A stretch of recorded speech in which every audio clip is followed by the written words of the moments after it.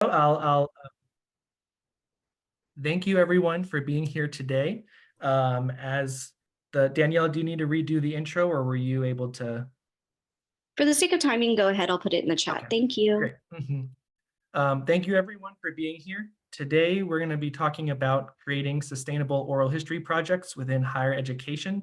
Specifically for the presenters on this panel, though, we're approaching this topic from an archival lens, interested in both the oral history methodology, as well as the archival principles that inform the work that we do. So this panel is intended to start a conversation among fellow archivists on how to build these partnerships on campus and the real decisions and compromises we make along the way in order to do so. We want to highlight the importance of this work, as well as the associated labor involved that sometimes is overlooked or maybe misunderstood by campus partners, which I'm sure we can all relate to. So the way it will work, each of us will spend a few minutes at the beginning providing some background on our specific institutional contexts, whether a lone arranger or a dedicated oral history archivist, and then we'll briefly share a case study of previous projects we've worked on before opening it up to questions and discussions with all of you here today. So we hope to have plenty of time at the end to allow for great discussion among everyone. So to kick us off, I'll briefly introduce oral history. When we say this term, for the purposes today, we're talking about the methodology as defined by the Oral History Association, this dialogue by at least an interviewer and interviewee that really has the goal of preserving that dialogue, that exchange, and making it publicly available. And so this is, a long form interview that's focusing on some topic of interest, and it's not, a wiretapping, it's not a 5-minute anecdote in a museum, it's not all of the different things that, maybe we find our context where people are asking about, oh, can you support this or this? We're talking about this methodology, and it's not to say these other forms aren't valuable or useful, but just to kind of frame what we'll be discussing today, we'll be talking about oral history as defined in this way. So if that is helpful to kind of start things off. So to introduce myself, my name is Patrick Daglaris, and I am the oral history archivist at the Oklahoma Oral History Research Program in the Oklahoma State University Library. And I'm going to start my timer so I don't go over. So I oversee the collection management and digital preservation of our 2,400 plus interview holdings. And as a program founded in 2007, we're a distinct branch of the OSU archives comprised of faculty, staff, graduate and undergraduate students and interns who do everything from transcription to editing to metadata to podcasting, all of these different things. So we have a workforce around us that enables us to do the work that we do.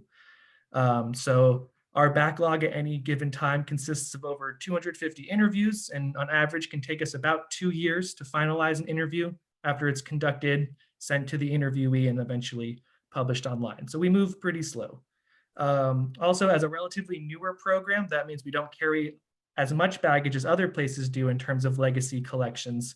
Although I could talk all day about the over 1,000 mini DV tapes that we had to transfer over as a program that started in the 2000s. So that gives us some leeway, but we still had some, no one gets out easy. So as the oral history archivist, my job duties are 100% focusing on oral history.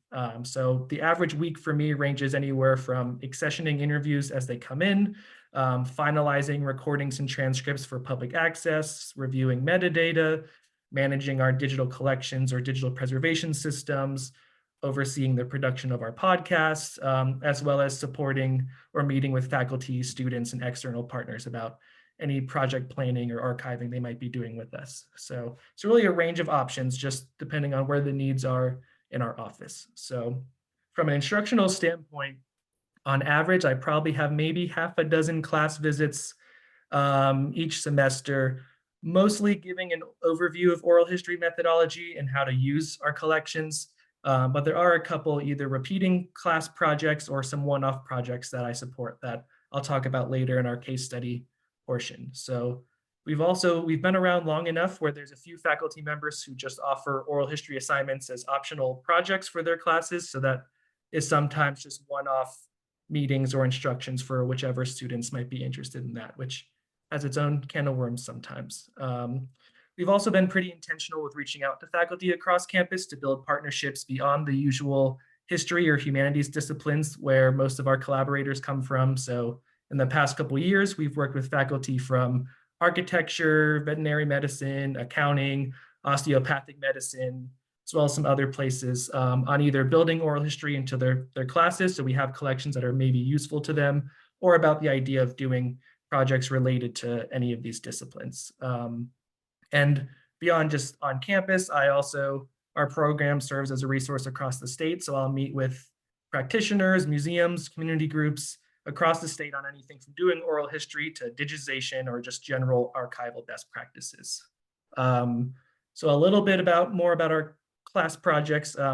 When we do this work, our goal is to try to embed ourselves as much as we can into the project planning and assignments as much as possible, which can vary widely based off of the class. Sometimes you get the invitation mid-semester, and so you get 45 minutes at most to tell them what oral history is and how to do it right. And so that a lot of pros and cons that come with that. But at best, we can build in readings and assignments that can kind of expose them to oral history, maybe analyze some collections, do some practice interviews to build that familiarity and really get them comfortable with what it means to be engaging in this work. And so one of the final things I'll mention before I hand things over is no one can get away from it, is the popularity of AI tools like OpenAI's Whisper is something we've generally adopted into our own practices. So something all of our recordings go through to create first drafts for our students to reformat and edit. And so this is something that has an immediate benefit for us that I'm happy to talk about more at length later, but it also allows us to be more expedient in the transcripts and things we're able to provide for classes or just for faculty and graduate students supporting their research. So it's really just one of the tools and ways that our practice has changed over the last couple of years. And I could also talk about the pandemic and all those things, but for the sake of time, I think I will leave it there and I will hand it over to Elissa. Thank you. And I'm starting my timer now. So hi, everybody. My name is Elissa Stroman. I'm the oral history archivist at the Southwest Collection Special Collections Library at Texas Tech. I started at the Southwest Collection in 2010 as an audiovisual unit manager, and I took over the oral history program in this archival role starting in the spring of 2022. So oral history is now my entire job at Tech. However, that's manifested. So conducting interviews, collecting existing holdings, archiving those interviews, teaching, etc. And that makes me a bit of a lone arranger in a larger institution. So I have a lot of interviews, but I'm trying to simultaneously set up systems that make the archival processing of these collections easier for our institution and easier for our researchers to use in the long run. So the Southwest Collection's oral histories holdings date back to the mid-1950s, and I delineate it between the interviews that are conducted by our staff within our archive and then the donated collections. So we do about 125 interviews per year, and our main holdings have over 7,000 interviews that have been done. And all of these new interviews that are brought back in are transcribed. We have 4 student assistants that do transcription, and I have 1 full-time staff person that helps with the editing and and all of the archiving parts of that. And the eventual goal is that we're going to have a PDF version of the interview online and a WorldCat catalog record. Our donated collections, which is what we're here to talk about now, is any project not done by our staff. So that's also encompassing our community oral history projects, our faculty staff research projects, and these class assignments. That's another 8,300 interviews within our holdings that I found to date. And so it's up to my department to handle the metadata entry and the inventory and the finding aid. Because we don't have a lot of extra staff to help with that ingest, and it kind of varies year by year how many class projects we have going on, these collections will not be processed at an item level. It's at a collection level. And so, or item level descriptions can't be given. So what we do is we encourage a lot of work to be done by the students to do their own transcribing before it's brought into our archive. And what we do is create a finding aid for these donated collections. We treat it more like an audiovisual collection with an internal spreadsheet with all of our metadata points that we export, and then it goes on to Tarot. And I'll talk a little bit more about that in our little case studies. But staffing and how we represent collections online impact how I frame our projects to our student classroom partners and the things I ask for them as they're accessioned. I ask our students to approach their interview documentation in a somewhat analog manner because that's how all of our legacy collections are donated to us, and it makes it easier for our reference staff to pull them in our reading room. And it affords us a physical redundancy with printed transcripts and printed information sheets and signed release forms. It impacts the format of the recordings. We ask for audio recordings and WAV files, not video files, typically because of some of the issues with different file formats. Typically now they're given to us on SD cards or USB drives. Previously have been CDs. Before that, it was audio cassettes.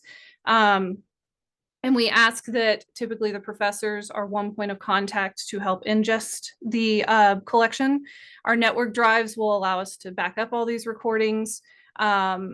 And we have a few collections that we have been ingesting digitally now through our Texas Tech OneDrive folders.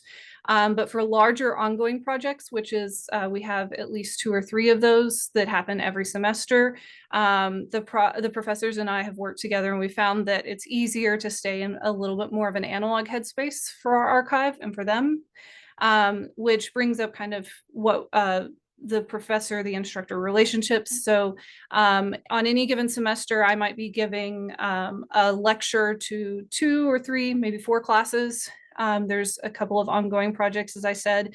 Sometimes that is multiple lectures to kind of give basic oral history methodology. We've seen some shifts in how students are recording the interviews, the types, their expectations for archiving, which is something we can discuss if anybody's interested in talking about that. We've also kind of shifted. For a number of years, I had multiple handouts I was giving to professors. But a couple of years ago, I created a LibGuide, which I'll put in the chat here in a minute if anybody's interested. And that's really streamlined our basic oral history methodological questions so the students can read that in advance. And so once I get to class, we can really kind of get into the weeds of oral history methods and kind of interviewing techniques and that sort of thing.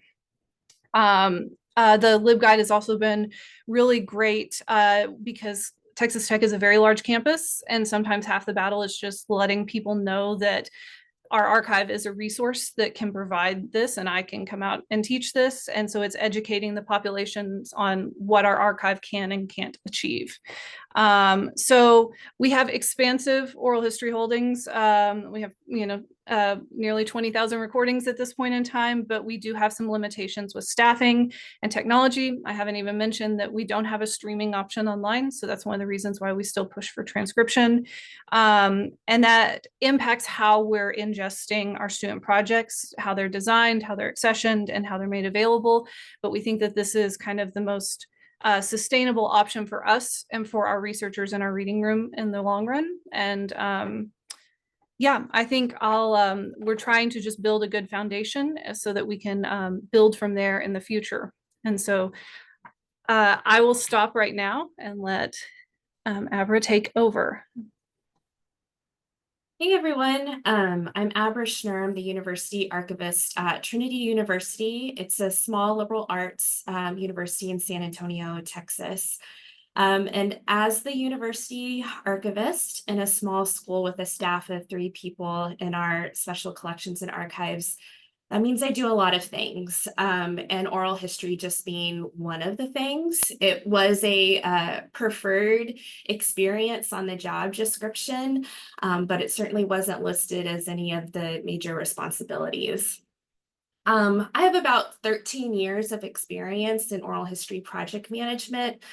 The first project I worked on after school and training was called Flying Voices and Flight and Ground Experiences from Braniff International. I always plug it when I can. You can find it at the UNT archives. But this was an independent project, and I learned immensely from doing it, from ideation, project creation, planning, implementation, community relations, the need for funding and support, being able to pivot expectations, and then the donation process into the archives. So coming out of that project, I knew I wanted to go into archival management because that was the most realistic way. And by that, I mean a way to get paid to work on oral history projects, but also the archiving aspect was most important to me in terms of the best practice that is explained through the Oral History Association. I think us as archivists, and certainly us on the panel, have a set way of understanding what complete looks like for a project. But today is about, what is good enough, what is manageable, and not trying to let perfect get in the way, being the enemy of good. And so that's been a tough lesson for me as I try to balance everything, especially in a small school environment and an undergraduate environment. So since being at Trinity, as the university archivist, I've been partners on the Trinity University Women's Intercollegiate Athletics Oral History Project, which had started before I got here, and then Conmemorando a la Comunidad Latinx Experiences at Trinity to help with project facilitation, progress, and the archiving of those interviews. I've also been invited to speak on the oral history process and guide faculty and students from public history, urban studies, sports history, translingual identities, and digital storytelling classes to utilize oral history for narrative recovery of community experiences. I'd say on average so far, I speak about two classes a semester, just specifically on oral history. An introduction to oral history course that will be taught by myself and the public history professor here at Trinity was just approved, and our first class will be in the fall of 2024. It's the first time that Trinity will have such a class. My biggest focus in terms of oral history at Trinity has been to establish a baseline for process and procedure. And I think with most institutions and organizations, the term oral history is very buzzy right now. It's been that way for a while. And when learning my background, there was a bit of hype around doing oral history.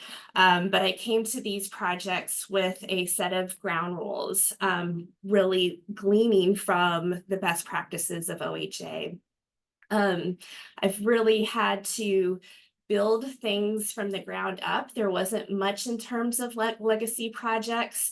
So I'm in a very opportune position, but there's a lot of self-inflicted pressure to get it right the first time because I don't want future archivists cursing my name. But defining that process, I've had to be kind of very firm in what that baseline is. So meaning that you need to talk with the archives in the project planning phase if you are wanting to do an oral history project, really being sure that this is the right repository for a said project, coming into your project with the correct donor forms, and all of those things before it can be approved to be archived here.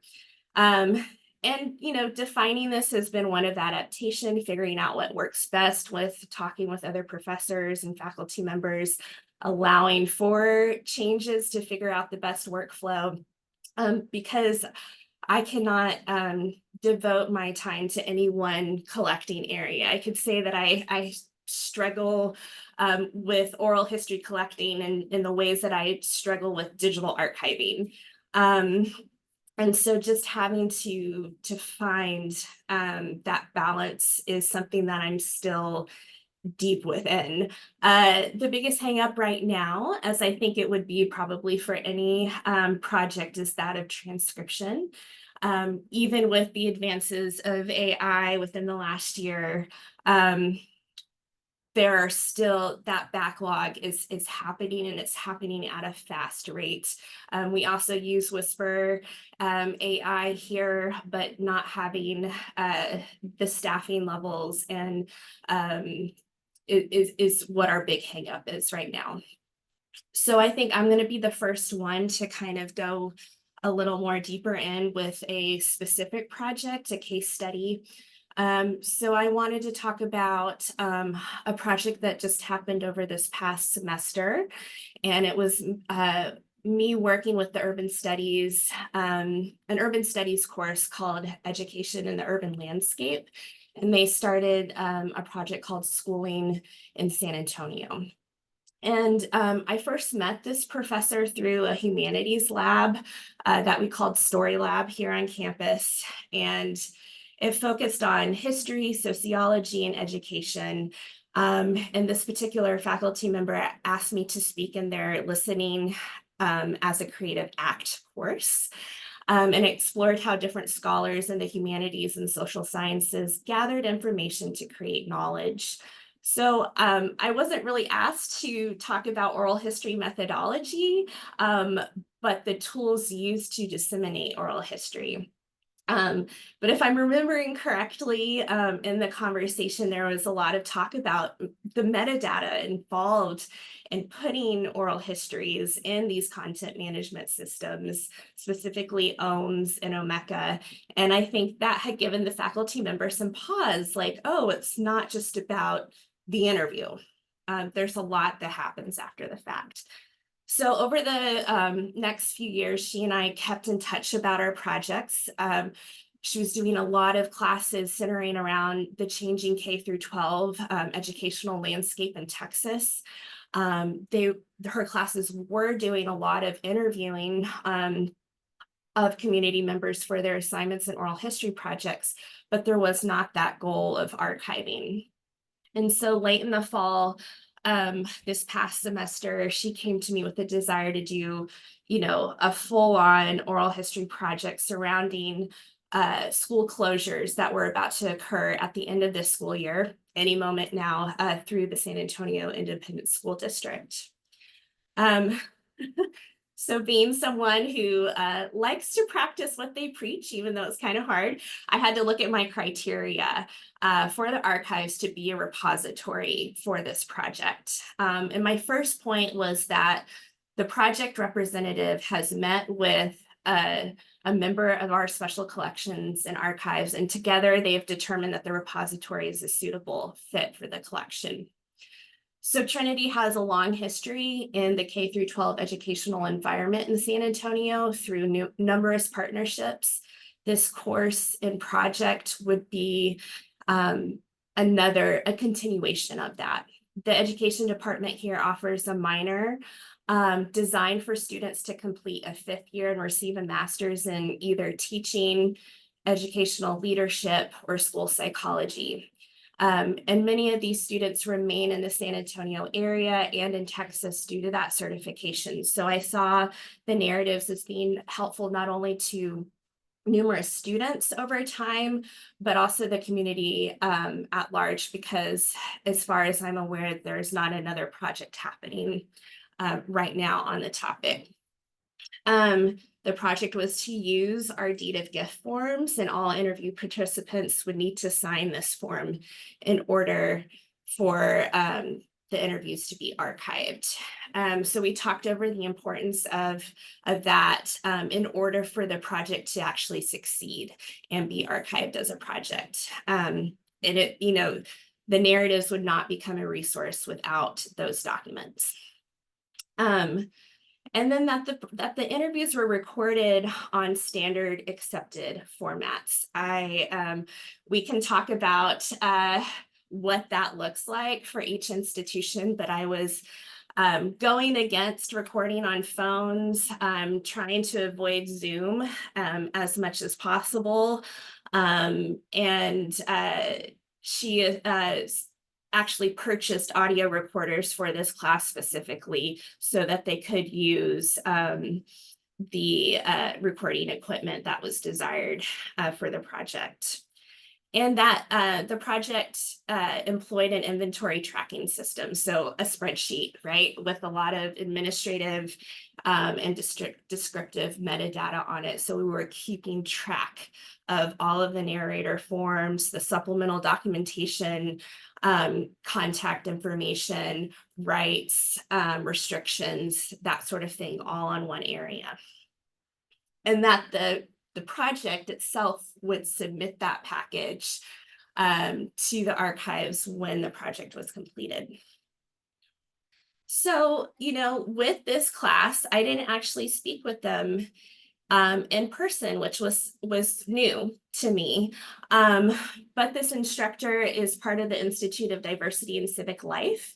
And they have oral history training curriculum. I have not taken the course, but the curriculum outline looks very robust. I would say it's a little light on the archiving side. So, you know, the typical things that we run into of archivists, it's more about the interview itself and not what happens to the interview after the fact. But each student was required to go through that training before they did an interview. We had in-depth conversations about the donor forms, and that is something that she brought to the students so that they felt comfortable in explaining the forms to the narrators. And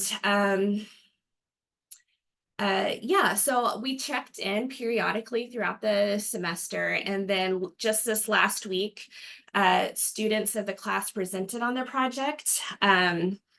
And it was great. You know, it was a well-rounded project, end-of-year project for students. They picked out themes. They had a curated display of those themes, and people could walk around scanning QR codes, hearing oral history clips.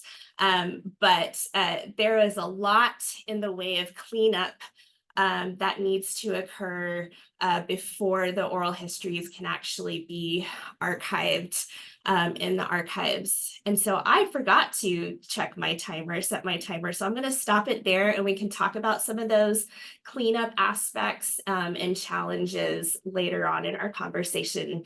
And I'll let Patrick talk about his case study. Great, thank you.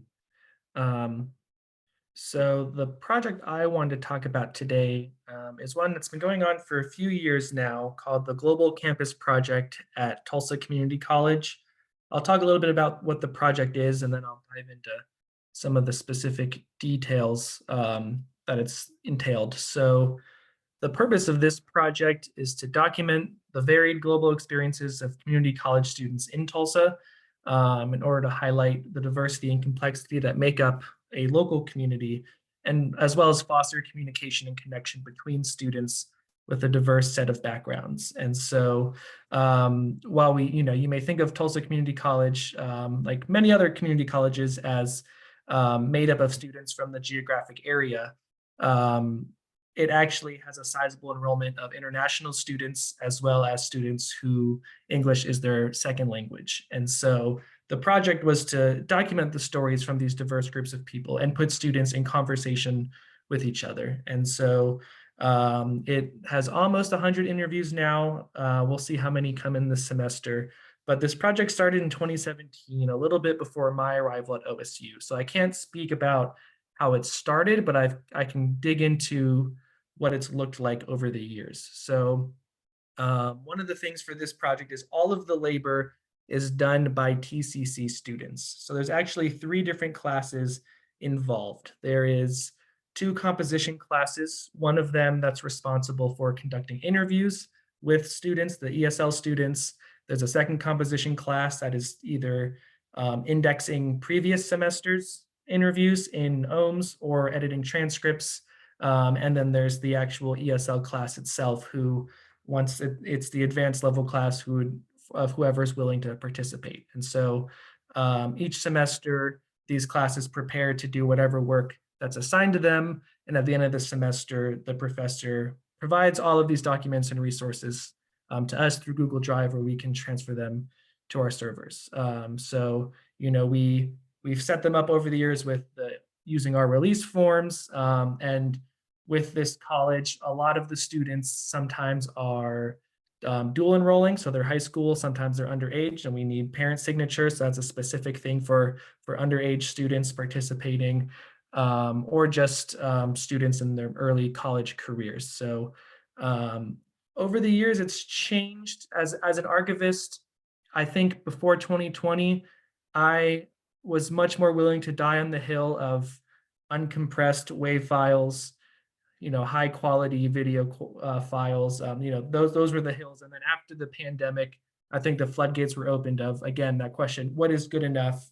Do we stop what we're doing for a whole year because we can't get the quality we want, or do we need to adjust? And so we use Zoom nowadays, which I acknowledge is a lower quality recording than some of the camcorders or other resources out there.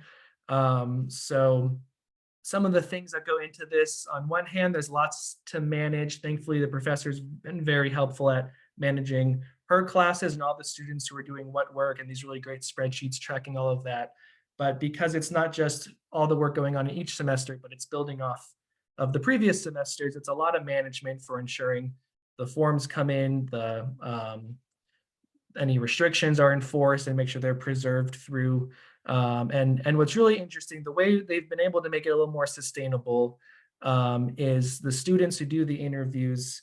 Well, for one, they're prepped. They have these built-in assignments where they're looking at oral history readings or practice interviews. And then for the indexers, they're looking at some of our indexes. They're looking at, you know, walked through how to do an index together before they're kind of left on their own. But a really helpful thing that I'm trying really hard to just make standard, and anytime someone wants to work with us, is they actually fill out, they're assigned these assignments which provide context, overview of the interview, keywords, all of that basic metadata that we eventually use for what the public record looks like is built in as actual assignments into the course. And that's something that I think is easily overlooked by, in my experience, in a lot of different collaborations of having that context is so essential, of not just, you know, the names and dates, but what was talked about, what were the topics, what was the dynamic like, you know, having those reflections really help us understand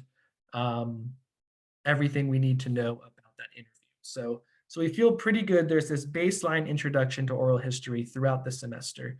What it looks like in practice, however, can vary pretty considerably.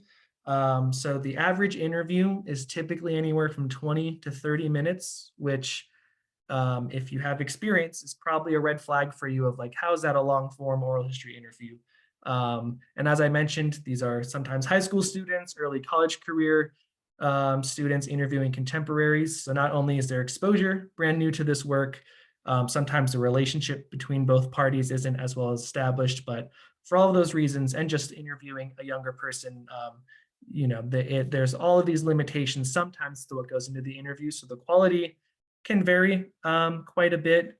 Additionally, the expectations for the indexes and summaries, all of that work, are not as high as we might ideally like, because of the maybe 2-3 week time frame in which all of this work gets done. So while we ask them to create summaries and keywords, we're not asking them to provide Library of Congress subject headings, just because of the extra labor in both instructing and guiding how to do that work, but also having them come up with it on their own. And because it's in another town, we also have 2 class visits, one for the interviewing class, one for the indexing class. And that's really all of our direct involvement with the students themselves. And so it's a little bit weird. Our presence isn't as embedded and actively involved as we might like, but because we were able to repeat it, we've been able to kind of work out some kinks with the assignments and different things to make it a little bit more efficient. And so the thing I want to say about this is there's all of these considerations or compromises can make it feel like the project's not worth doing. You know, maybe the descriptions aren't to our level, or the recordings aren't as long or substantive as we'd like. But I think it goes back to the goals of the project and how that informs the process too. So in this case, because it's a student-focused project, the goal is to highlight the diversity of the Tulsa community, as like I said, as well as foster communication between students.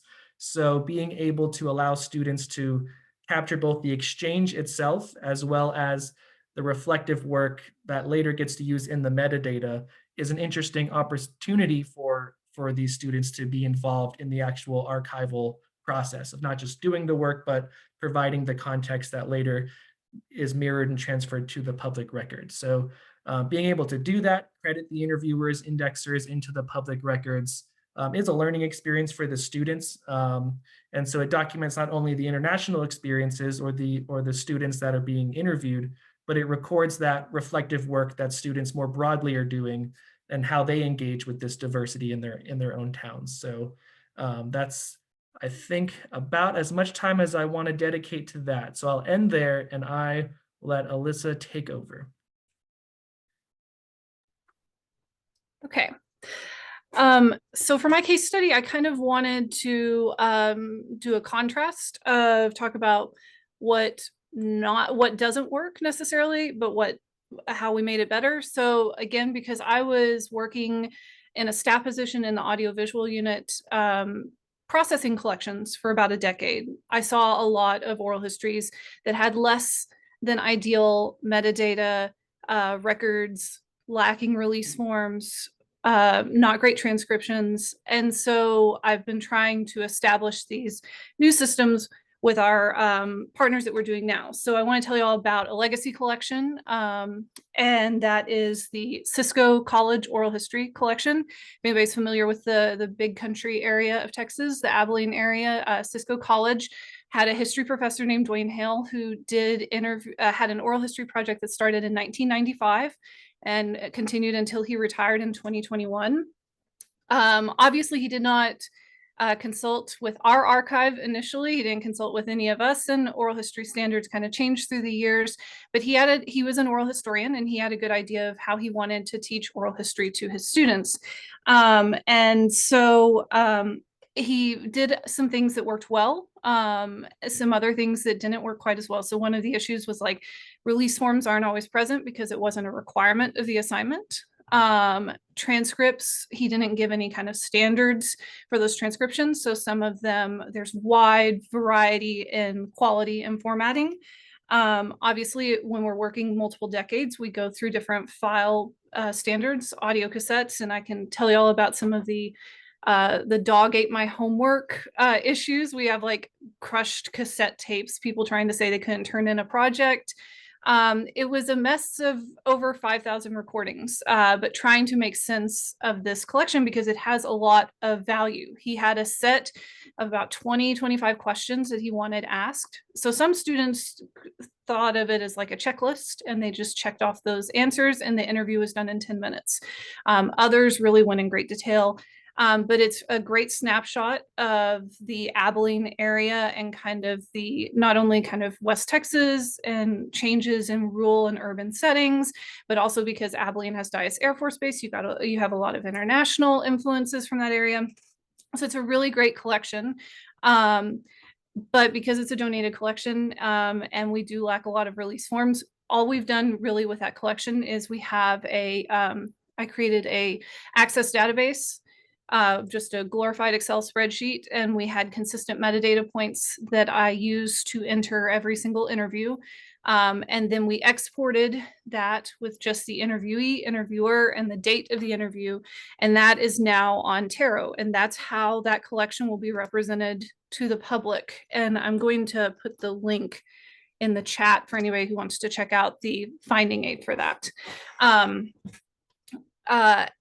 But with that, as I started in the same time that I'm processing this collection in the mid-2010s, I start working a lot with Julie Willett, who is a cultural historian, women's historian on the campus of Texas Tech, and she's starting to do these oral history projects consistently every semester. And so we are able to, like I said before, learn from those lessons that some of the things that we're lacking with the Cisco project and say, the students have to have a release form. I can't take it unless it has a release form. The students also need to sign a donor agreement that they're okay with this going into our archive. we go in every semester and we kind of talk to them about the process of what our archive is and what this project is and how they're part of a larger narrative. So her classes are typically on gender, sexuality, courtship, labor. And so there's consistent themes for the last decade of these recordings. We've changed over time on our methods of how they are representing it, whether it is if they're going to transcribe the interview, they're going to do a simple abstract, if they're going to do an annotated abstract, which is more what we're doing these days. So it's still, again, like I said before, it's a physical document.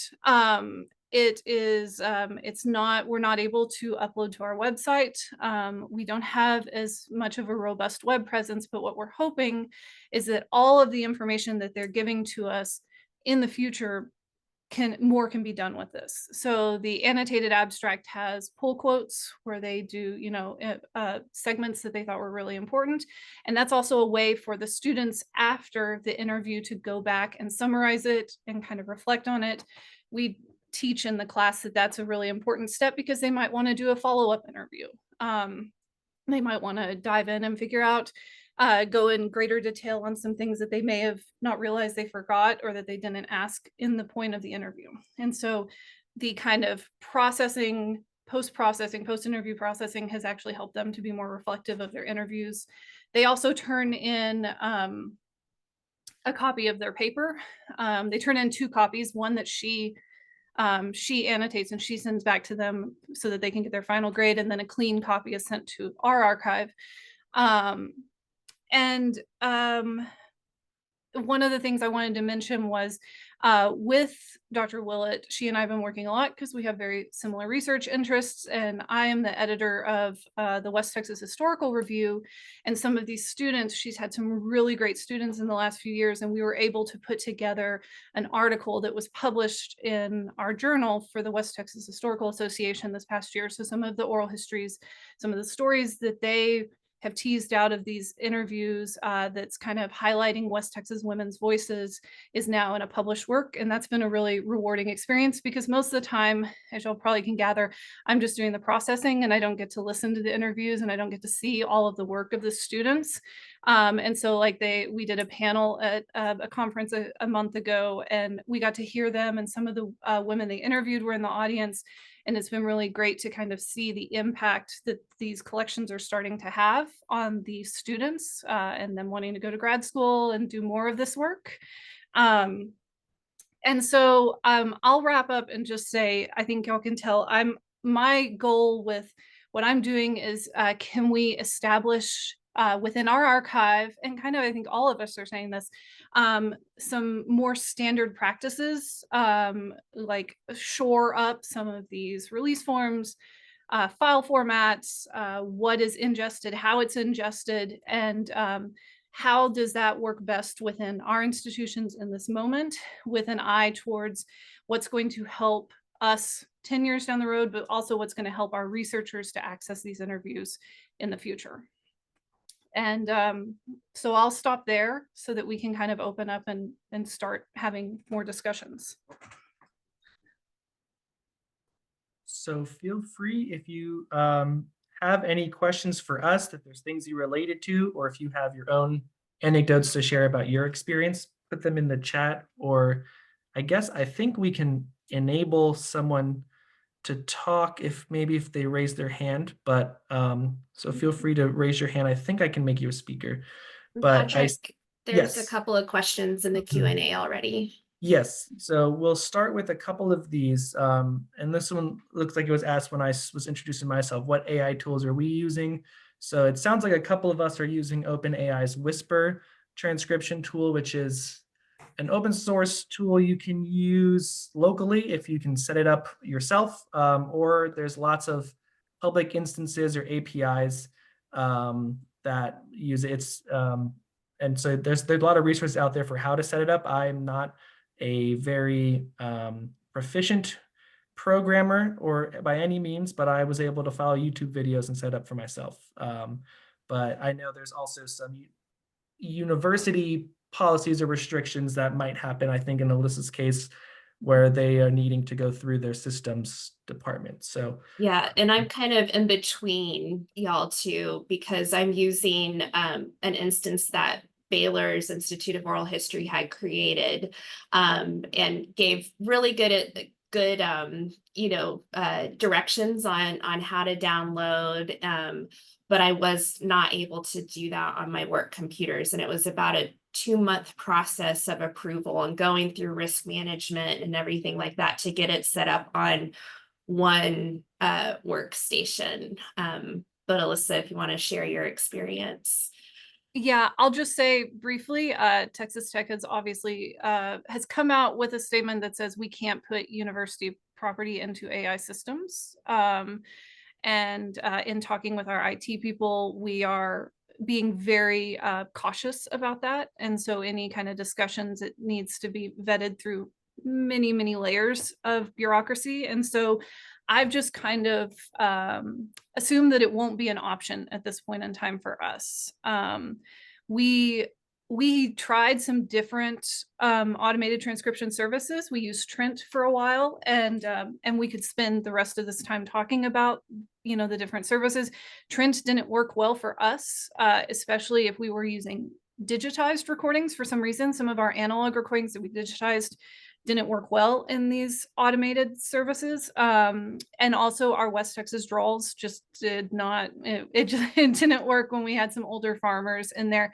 And so we've just had really good luck right now. I know that Whisper's miraculously infinitely better than a lot of the other services, but right now we're still relying on just some very great students that we've trained up over the years, and we hope that there will be some kind of leeway on that and some wiggle room, but we're doing okay.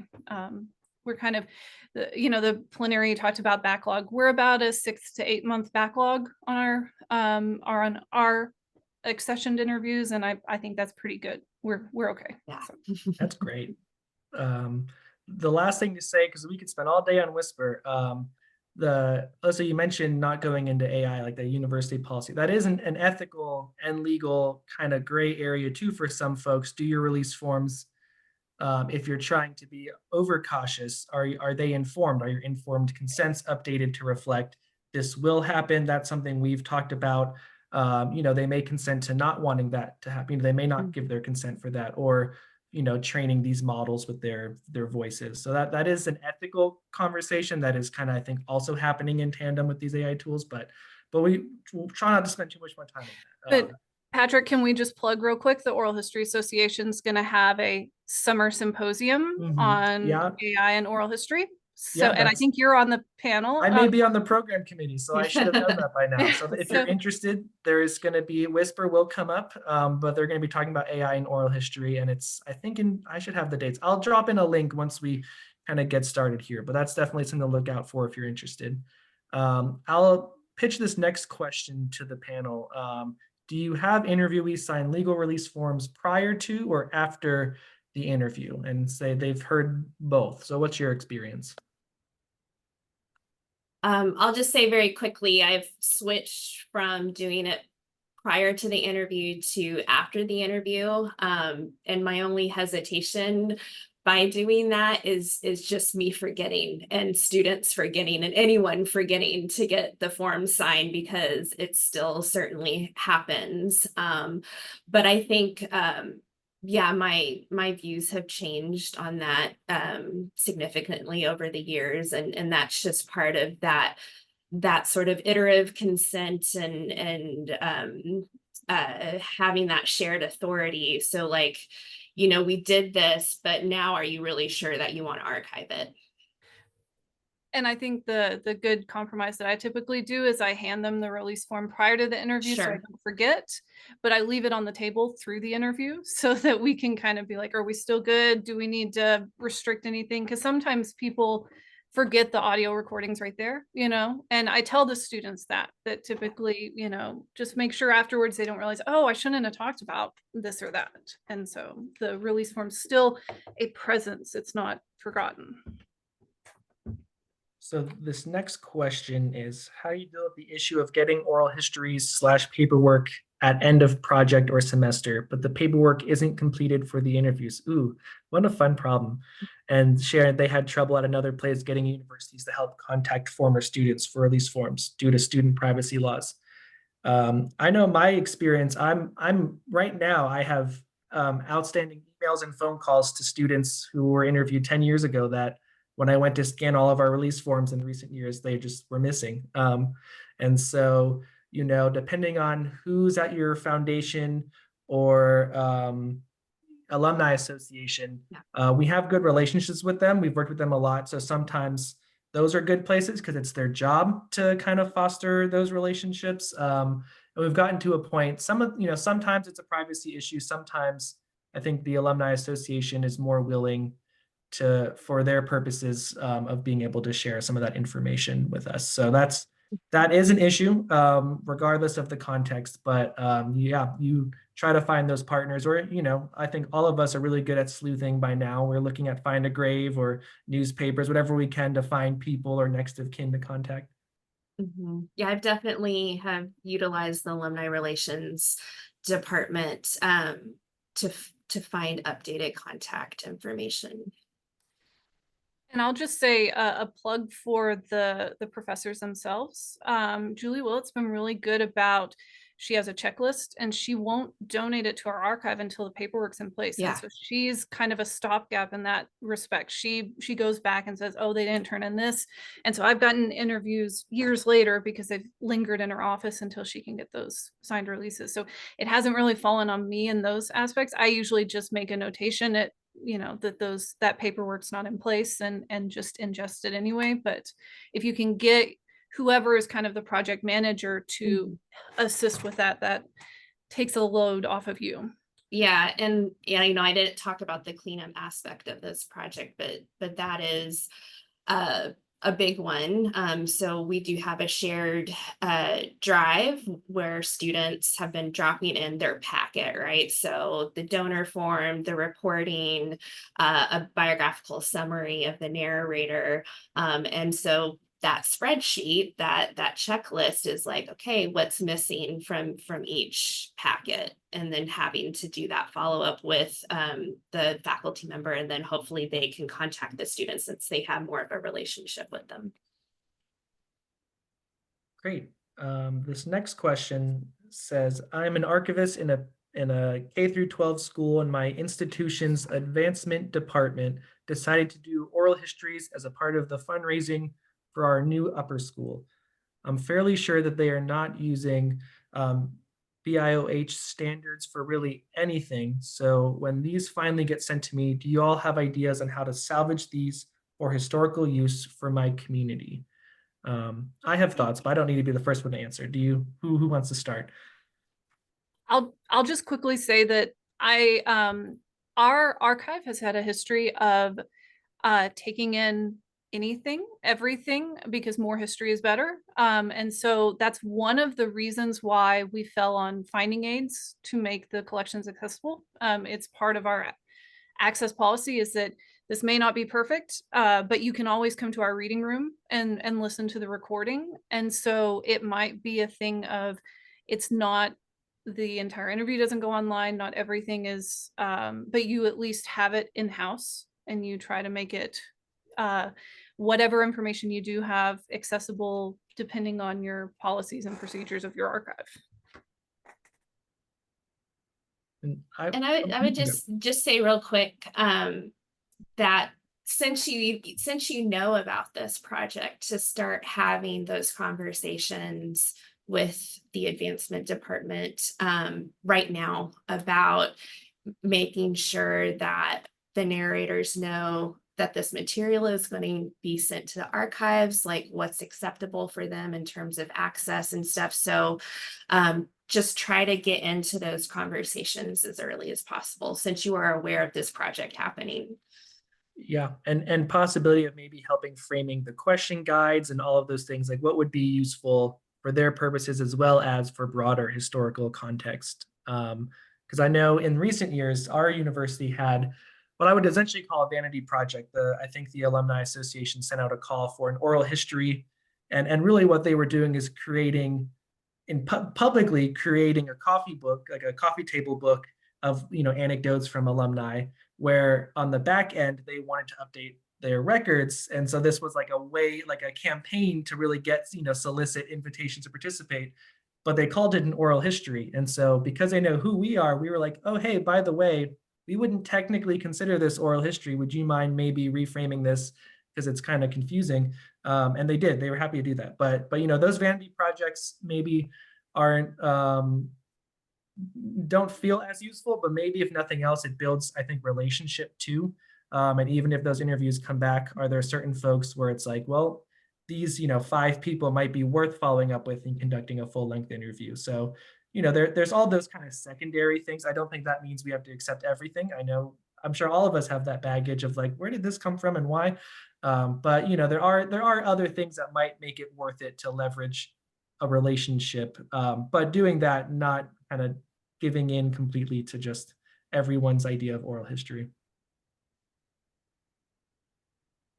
I see other people have that experience. Okay, so that's interesting. Not surprising, because I've gotten solicited by some of my previous or colleges I've attended asking me to participate. But yeah, I think there's a company, PCI, yeah, the yellow postcards that come to you. Yeah, I shot that idea down here. yeah. So it's a great idea, but not for our purposes. That's a great distinction between what oral history means to us versus there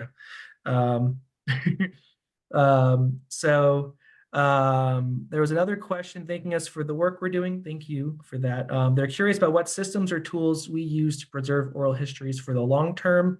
I think this is like the question that sometimes we're afraid to answer.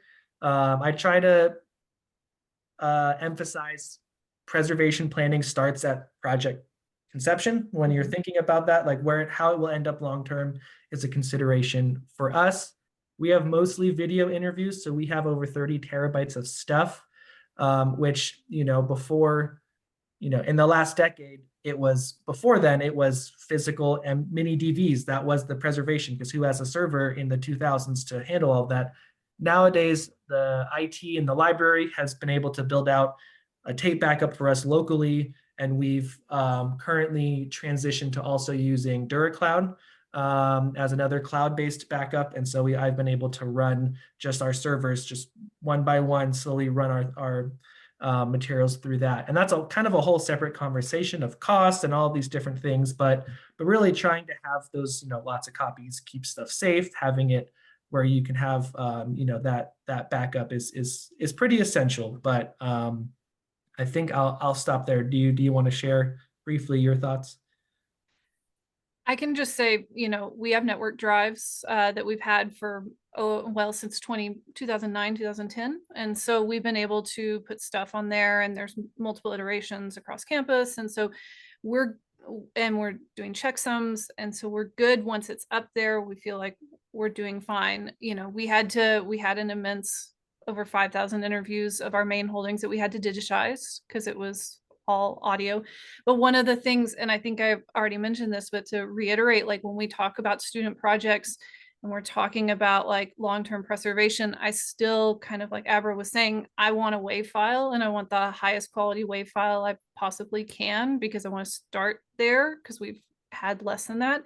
And I'd rather have an audio file than a video file, because of so many different proprietary formats and the immense file sizes. So we've thought about file stability in that respect too, of how we're soliciting these interviews and how they're being recorded. Same, local servers. I would like some dark archive cloud storage, but we're not there yet. So we just have it on local servers, and they do tape backups. The university does. So I feel pretty good about the interviews being on there. So the next question mentioned Zoom interviews, and for my institution, due to the distance, potential interview subjects might be away from our school. This is a very real need. How do you or the students work with interviewees to assure these interviews go relatively smoothly. I'm foreseeing lots of video and audio quality challenges and also some tech challenges. Oop, it disappeared. Some tech challenges for older interviewees. Somebody want to take the first crack at that? Is anyone else doing Zoom? I think, Abra, you said you weren't doing Zoom. I don't like to do Zoom, but Okay, yeah. The starting point's like ideally not Zoom. Yeah. You know, we were working on the athletic oral histories project during COVID, so we transitioned to Zoom very quickly. So a lot of those recordings are Zoom recordings, and despite the class project that I talked about with the faculty member purchasing audio equipment for students to specifically use, they were trained on it. We still had, because of distance and stuff, have some students record on Zoom or with their cell phones. When COVID first hit, one of our staff oral historians was doing a lot of phone interviews. That was standard practice in our archive, but he was using our phone systems, which is entirely over the internet, and they were almost not transcribable because they were dropping so much. There was so much digital distortion in those early times. And so I really encouraged us to move to Zoom because Zoom seemed to at least have a higher quality recording than what we were getting from our cell phones for a while. But you do have user issues because I think now 4 years in, people are a little more familiar with this whole process. But I think that's also an opportunity in the classroom to talk to the students about, well, if you're talking to grandma, 2 states away already on Zoom, that's perfectly fine because she can handle that system. But you may not want to ask somebody that's never done this before, because that's going to impact the quality of the interview if they're struggling the whole time. And so I don't have a good answer, but I do prefer, I think Zoom has really smoothed everything out. And so if they're going to do a remote one, a virtual one, especially when you can see the other person. I've never loved phone interviews in and of themselves because I can't see their face and I don't know what's going on the other end. So. Yeah, and I'll just add to that briefly. I think by now, I think people are generally more comfortable with Zoom. In 2020, that was a different picture, not to make assumptions about everyone's experience with it. I know some places were sending kits. So sometimes it was laptops, sometimes it was microphones, webcams, all those types of things. So that's definitely an option too. And maybe it's sometimes even setting up a pre-interview or just getting there 30 minutes early and saying, hey, can we just workshop this? And so you go in hoping to do a video interview, but if their audio is still good, you just accept this as an audio interview. And so that, it's just kind of working with what you've got there. And I see, Abra, you're working on typing out an answer. There was another question about audio, like why not to use Zoom? And it's mainly, I think the technical reason is generally quality. It produces an M4A audio file, which is essentially an MP3, which is pretty compressed for if you're wanting like these large uncompressed preservation copies, you're getting a pretty compressed one. Unless you go in and you really mess with it, Zoom has this built-in background noise suppression. Like it's doing a lot to manipulate the sound to make it sound clear, which from a preservation standpoint isn't ideal. And then video, you're getting a relatively compressed file as well. So the quality is affected. So that's the main, I think, technical reason, but also, even Elissa was saying phone interviews, you don't see their face. Zoom, you see their face, but it's still not quite the same rapport that you would build versus someone you can kind of sit down and talk to a little bit more. So those are what I thought of. I don't know if there were any other comments that you wanted to share, Abra, or not. Well, yeah, just the connection issues too. Like and I'm sure things have advanced, but there were so many dropouts because of internet connection. People not having the technology available, so needing to use your phone, and you've got your face up here and you're talking, and things have evolved in the last 4 years in terms of Zoom recordings, but it was, it was just being able to work with what we had at that point. And there's certainly cases for it. But if we can avoid it, if we're doing local projects, again, the rapport, the quality, it's just so much better in person. Mhm. Two things I want to, if just real quick, the pre-interview that Patrick, you kind of mentioned, checking out the technology, that's one of the things that we really emphasize to in Dr. Willett's classes. Even if they're just working with their, friends or something, they need to do a pre-interview so they're comfortable with interviewing, and then they need to do a test recording with their person to make sure everybody's good with the technology. And one of the other reasons why is because, and I have on the LibGuide, there's a couple of apps you can download now that will allow you to record in WAV format. So you're not just using like voice memo on your phone. And a lot of the newer phones are going to do stereo quality. And so it's still not going to be like 96 kilohertz, 24-bit like we're going to have on a professional recorder, but you're at least kind of making up some of the ground. And the students that are only doing this one semester, it's a great way. They don't mind downloading an app for a semester and testing it out and using that. And that's, especially if they're able to do it in person, that's how we've kind of compromised, because everybody can't buy a recorder for one-off thing. Okay, so I know we have a few minutes left. We're gonna, as best as we can, speed round this. So someone asked about how you address content or collection gaps in your collections when most projects come from humanities courses. My quick answer, I think, is relationship building tends to be the big one of, if you know that, are there, sometimes it's just showing up to departments or meetings or social events and say like, hey, like, how can we work with you? How can we, if you have a collection of interviews for us, like with vet med faculty, how we like, hey, we have these interviews. How can we help you get these in classrooms, or think about how you might want to document the history of your college or department? And so sometimes it's just like leveraging what you have or just showing up and making those connections. Yeah, connections. And then I hope, we do have an alumni and former faculty and staff ongoing project through the university archives. And that's, we're not just interviewing humanities folks. So I hope that we will have over time a more holistic view of the campus through those collections, those interviews. And some of the gaps is actually, when you see these missing areas, is finding those people and saying, I can't do it. We don't have do you have potential partners? So, and creating projects from the ground up. There's been a lot of that for us. There's this gap. We haven't interviewed this community. Do we know anybody who's really proactive and can go out there? And then can we give them all the tools to be able to do this? It hasn't always worked. That's a whole other panel, but that's one thing we try to do, because we're only, one individual. But if we can teach a bunch of people in oral history, then we can kind of fill in all of these histories.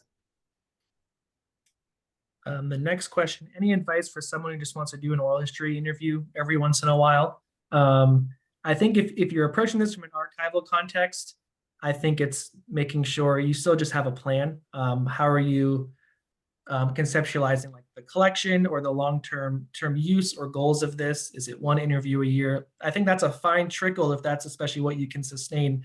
It's just making sure all of these things happen. Are you using broadcast quality video, or are you building that sustainability still? Because it starts off one at a time, and then maybe 10 years from now, you're like, well, I actually have a couple hundred interviews now. And so making sure you're able to scale with whatever the goals that you're doing, but and all the things that go into that, the informed consents, the releases, all those things too. So that'd be my quick answer. Yeah, I typed in that having a donor form. If you want to archive it, you got to have that form, whether or not you're doing it every now and then. And the other thing I would recommend highly, and the thing that I learned from Cisco's collection, is they didn't have information sheets. So filling out with every interview, even whether it's on a spreadsheet or a physical thing, that you write down every bit of information you can think about that interview, so that whatever archive it ends up in 10 years or 2 years from now, you're giving them as much information as you possibly can. And that would just help their records. This is a good question, this next one. Would you post on the web an oral history recording and transcript if you don't have an interview release form or an interview release form that did not have the internet in mind at the time the oral history was conducted? Ooh, I'm seeing, I would say it depends in the sense that there are federal and state ordinances that accommodate archival records being made public in this situation, but it is deeply contextual whether or not you would want to do that. I mean, there is a legal liability of still the content and substance of the interview, and if anyone was alive that you could find. But there is a case, I mean, where you think about, you know, diaries from the 19th century that we don't hesitate to. So there is a precedent where this is possible, but it really depends on the factors for that specific interview or project. You know, I think recently the Doris Duke projects across the country, some of those have been online since the 50s. Those were not since this, for decades, I should say. They're 50 years old, you know, documenting Indigenous communities across the country. Some of those probably shouldn't have been online. Some of those are still online. Some of them are being repatriated. So it's a really messy answer that is deeply specific to the context or project you're working on. So maybe there might be a path to public access. And I would just say very quickly, like with anything like that, we do, you know, you would state your takedown policy. And then if there's a requested takedown, you would certainly take it down. And I'll quickly say, Society of American Archivists, there's a privacy section, oral history section. There's going to be a brown bag talk next Monday. And I'm going to talk, I'm on the panel and I'm going to talk about our archives policy, because our policy is no. If there's not a release on file, it's not going to go online. Yeah. If it was recorded in a pre-internet age, the only way we would do it is if we have next of kin sign off, or we have their renewed sign off. We find a way to connect all that. There are counter arguments to that. I'm a state-run institution. It should be public record. There's also some that have argued certain date ranges within, you know, 60, 75 years would be in. So there's a lot of discussions on that. But for our at Texas Tech, on a very conservative campus in a conservative region of the state, we're playing it safe, and we're saying no, we're not going to put this stuff online if there's not a release form. So. Great. Well, it looks like that's all the time we have. I know there were still a few questions. Feel free to email us or contact us after the event. Thank you again, everyone, for taking the time out of your morning or afternoon to listen to us. It was great. We appreciate it. Thank you, everyone. Thanks, y'all.